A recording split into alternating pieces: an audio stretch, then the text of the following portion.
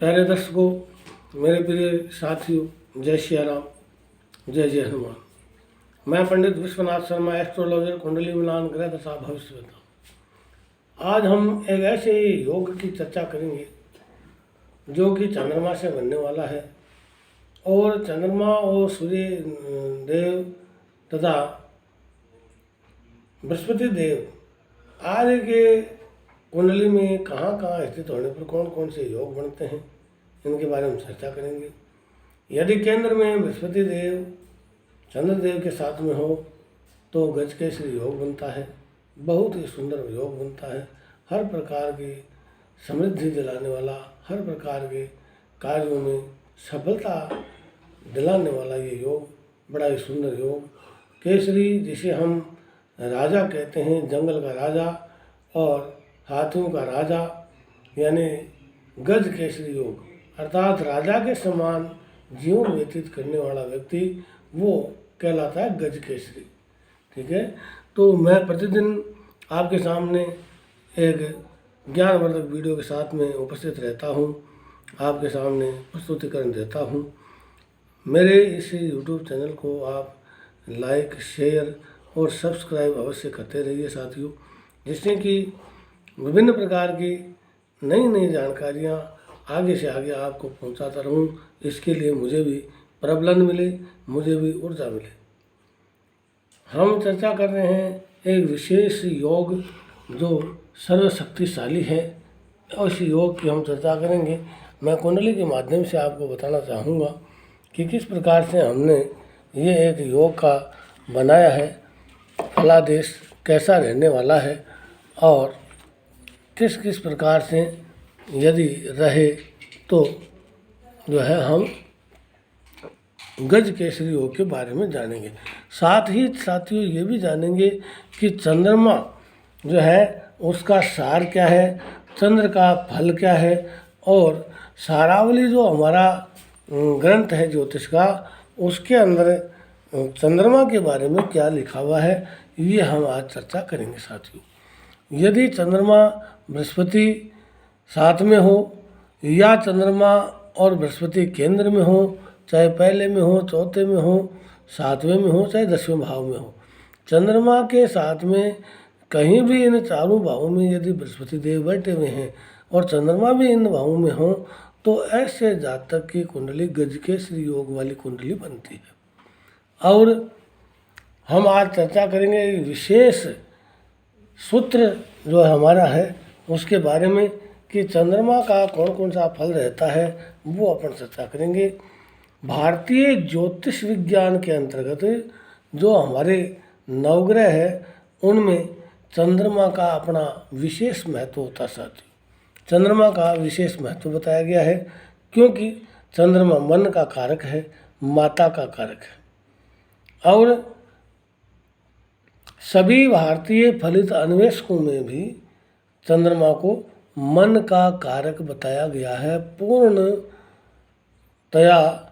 मान्यता प्रदान की गई है। चंद्रमा मनसो जाता है चक्षु सूर्यो अजायता, यानी यह है मूल सूत्र चंद्रमा की उत्पत्ति काल पुरुष अथवा विराट पुरुष के मन से चरितार्थ बनी हुई ये सर्वसम्मत विषय के बारे में बताया गया है कि चंद्रमा जो है वो विराट पुरुष के मन से चरितार्थ हुआ है।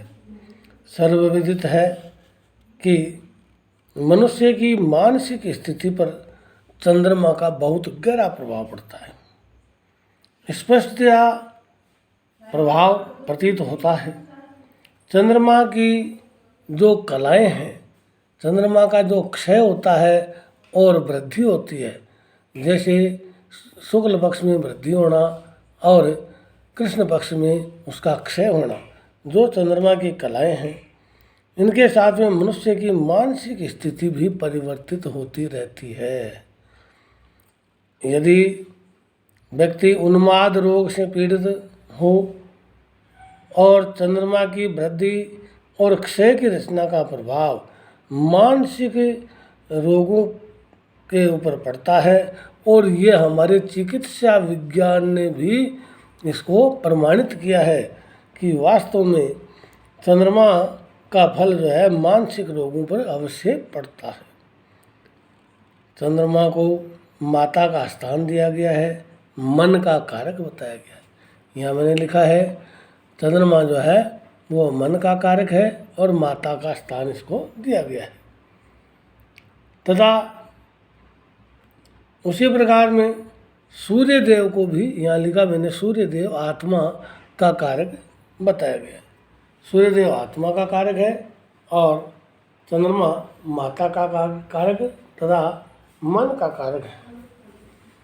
कालात्मा दिनकर मनश्च हिमगुः, अर्थात स्पष्ट है कि काल पुरुष आत्मा सूर्य है और चंद्रमा उसका मन है। भारतीय ज्योतिष शास्त्र में यदि देखा जाए साथियों, तो चंद्रमा की जो स्थिति है, चंद्रमा की जो स्थिति है, लग्न के समान ही चंद्र लग्न को भी महत्व इसलिए प्रदान किया गया है कि मनुष्य जीव जातक के संपूर्ण कार्य मन की प्रेरणा से होते हैं।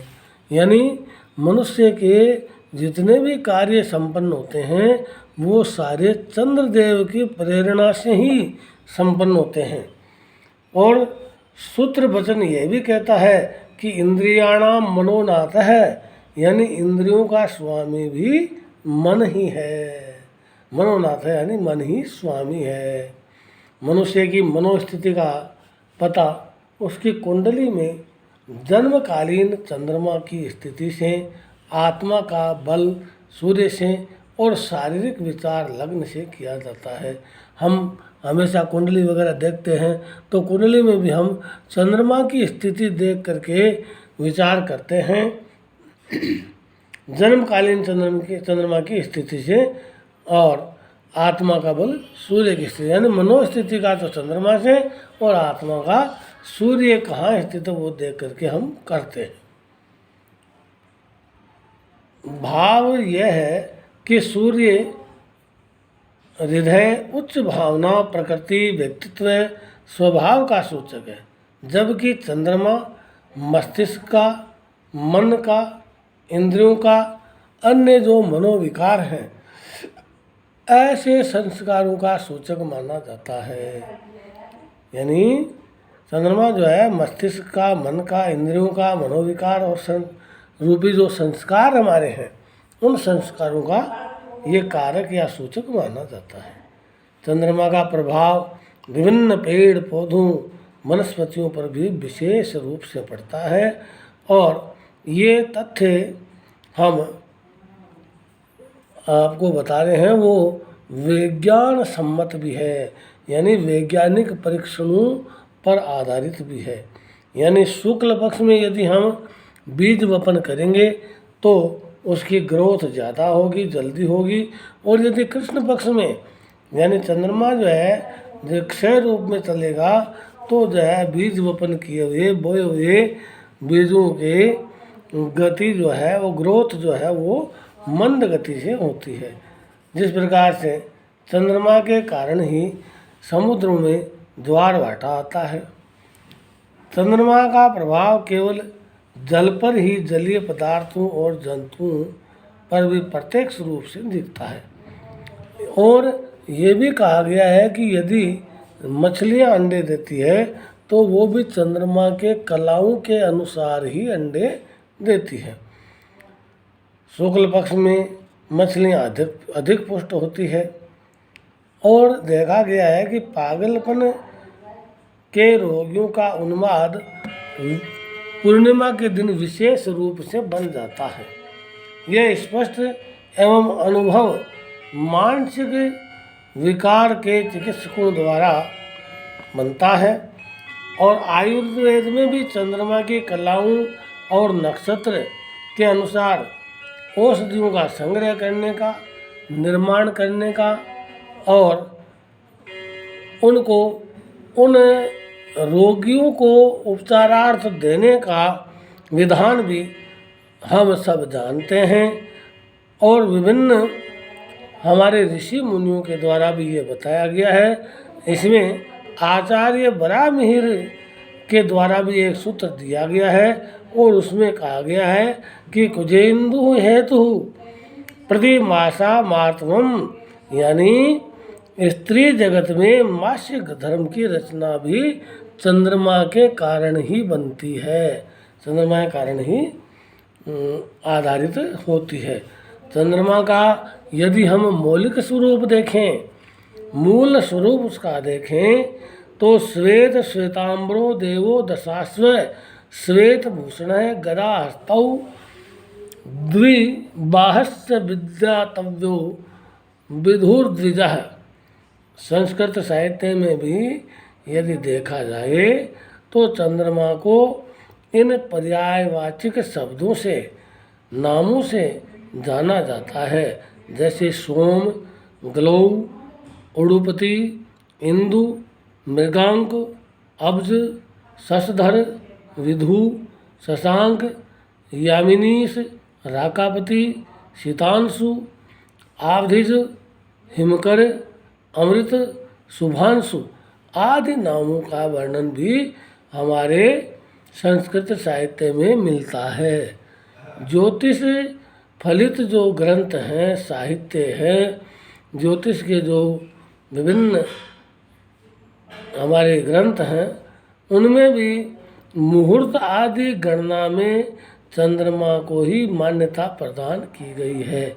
इसका सबसे सरलतम कारण यह है कि पृथ्वी के सबसे निकट का और पास का और परावर्तक संज्ञा का यदि कोई ग्रह है तो वो चंद्रमा कहलाता है। यानी जिसका प्रभाव मनुष्य, पशु, पक्षी, वनस्पति, जीव जगत, समुद्र के जल आदि पर पड़ना भी विज्ञान के द्वारा सिद्ध कर दिया गया है। ज्वार भाटा वगैरह अपन ने चर्चा की, अभी इसे सिद्ध हो चुका है, यानी विज्ञान सम्मत है। और यदि सामान्यतः हम कोई कार्य करते हैं तो चंद्रमा की स्थिति देखते हैं कि कहीं हमारे इस कार्य शुरू करने में चतुर्थ के बाद में षष्ठ, चतुर्थ चंद्रमा, षष्ठ, अष्टम और द्वादशम, कहीं ये चंद्रमा तो नहीं है अपने। इन चंद्रमाओं में यदि हम कार्य शुरू करते हैं तो वह कार्य नेष्ट फल सूचक होता है साथियों। इसलिए हम चंद्रमा की गणना भी पहले करवाते हैं, ये भी हम देखते हैं। साथ ही मनुष्य की मानसिक स्थिति और स्वास्थ्य को प्रभावशील भी चंद्रमा ही करते हैं। मानसिक स्थिति को भी चंद्रमा प्रभावित करते हैं। चंद्र बल शोधन करना भी हम परम आवश्यक मानते हैं। यानी चंद्र का बल चौथा, छठा, आठवां, 12वां ना हो करके अन्य भावों में हो तो हम जो है उसको शोधन कहते हैं। अर्थात इन भावों को छोड़ करके अन्य भावों में कोई कार्य किया जाए तो वह अति उत्तम और सफलता योग्य बनता है। सांसारिक सारे कार्य मनुष्य अपनी मन स्थिति के अनुरूप ही करता है और उसी से उसका उत्थान और पतन, सुख और दुख, हानि और लाभ रूपी फल उसको प्राप्त होते हैं। मन की स्थिति यानी चंद्रमा जो है वो मन का कारक है और मन का कारक होने के कारण हम वो कार्य ऐसे कार्य कर बैठते हैं जिससे जातक का, मनुष्य का उत्थान हो, चाहे पतन हो, सुख हो चाहे दुख हो, हानि हो चाहे लाभ हो, ये सब मन के कारक चंद्रमा के द्वारा ही फल प्राप्त होते हैं। यदि हम भारतीय जन समुदाय की बात करें तो सूर्य और चंद्रमा को केवल आकाशीय पिंड ही हम नहीं मानते, सूर्य और चंद्रमा को प्रत्यक्ष देवता मानते हैं और प्रत्यक्ष देवता मान करके इनकी हम पूजा करते हैं और इनको विभिन्न समय पर अर्घ्य देते हैं। सुबह सूर्य को अर्घ्य दिया जाता है, चतुर्थी के दिन एकादशी के दिन, पूर्णिमा के दिन और चंद्रमा युक्त द्वादशी, त्रयोदशी और चतुर्दशी के दिन भी विभिन्न माताओं बहनों के द्वारा चंद्रमा को अर्घ्य दिया जाता है। इस प्रकार से हम केवल इन दोनों को, चंद्रमा और सूर्य को, आकाशीय पिंड ही नहीं मानते, वर्ण प्रत्यक्ष देवता मानकर इनके दर्शन करते हैं और इनकी अभिवंदना करते हैं तथा अपने आप को अहोभाग्यशाली और सौभाग्यशाली तथा धन्यभागी बनाते हैं। और सूर्य चंद्रमा की युति हो, मंगल चंद्र की युति हो, बुध चंद्र की युति हो, गुरु चंद्र की युति हो, शुक्र चंद्र की हो, शनि चंद्र की हो, राहु चंद्र की हो, इन युति में फलित शास्त्र में शुभाशुभ योग भी आपको देखने को मिलते हैं। लेकिन यदि हम चर्चा करें गज केसरी योग की, सर्वशक्तिशाली जो गज केसरी योग है, जिसके द्वारा जातक सिंह के समान, राजा के समान पूरे उस परिक्षेत्र का, पूरे देश का, पूरे अपने क्षेत्र का राजा बनता है। और ऐसा योग चंद्रमा और बृहस्पति देव की युति से बनता है तथा इसके साथ ही मित्र, सौम्य ग्रह, राशि आदि का प्रतिफल भी बताया जाता है। पूर्णतया इस विषय में स्थान भाव राशि का विचार मंथन करते ही प्रतिफल विदित हो जाता है। फलित शास्त्र में भी चंद्र जनित गजकेसरी योग रचना का विशेष महत्व माना गया है। साथियों, जो मैंने यहाँ कुंडली के माध्यम से बताने का प्रयत्न किया है, ये गजकेसरी योग यदि लग्न अथवा चंद्रमा से गुरु केंद्र स्थान में हो, चाहे लग्न हो या चंद्रमा से हो, केंद्र स्थान में गुरुदेव बैठे हों, तो गजकेसरी योग बनता है। और शुभ ग्रह दृष्टिशील हो, नीच राशि का शत्रुग्रह, यहाँ मैंने लिखा है नीच राशि का नहीं हो, शत्रुग्रह नहीं हो और अस्त मलान अवस्था में नहीं हो, तो पूर्णतया सुखद रूप से गज केसरी योग बनता है। गुरु चंद्रमा की नवम और पंचम भाव की स्थिति, गुरु और चंद्रमा की यदि पंचम और नवम भाव की जो स्थिति है तथा दृष्टि योग भी है, तो प्राय सारे जितने भी कुफल हैं उन कुफलों का नाश हो जाता है तथा बड़ा ही सुयोगद और सुफल ही आपको प्राप्त होते हैं। चंद्रमा का प्रमुख बल उसका रश्मि किरण है, जो चंद्रमा की रश्मियाँ निकलती है, जो शीतल मंद चांदनी है, उसकी रश्मियाँ हैं, जिसकी किरणें हैं, वो उसका प्रमुख बल है।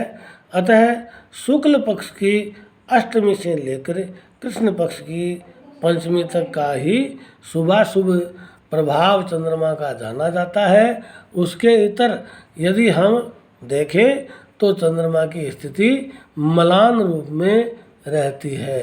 ये इस प्रकार से आज हमने चर्चा की एक विशेष ग्रह जिसको हर कार्यों में काम में लिया जाता है और हर प्रकार के योगों में ये देखा जाता है, मानसिक स्थिति में देखा जाता है, चिकित्सीय कारणों में देखा जाता है और वैज्ञानिक नैदानिक कार्यों में भी इसकी चर्चा संभवतः बार बार की जाती है।